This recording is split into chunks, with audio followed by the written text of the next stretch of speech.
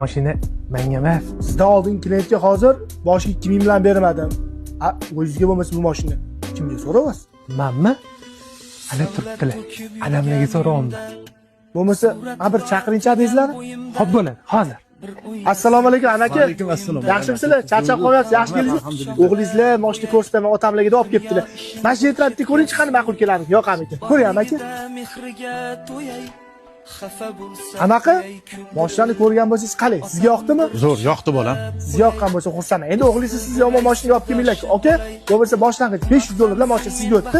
Baraka. Rozimisiz? Roziman, baraka. Asli pul oldingizmi? Yonimda. Bo'ldi, 500 ga. Yonimda. Bo'ldi, aka, davrisiz pulchi. Bor.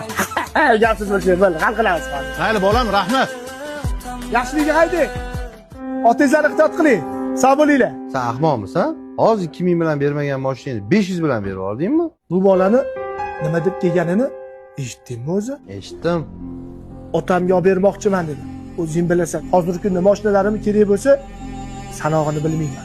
Lekin zo'r mashinani olib, otamlarning duolaridan olib haydattirib qo'yibsan, otam yo'li. Men bu bitta mashina bilan boyam kambag'alar bo'lib qolmayman.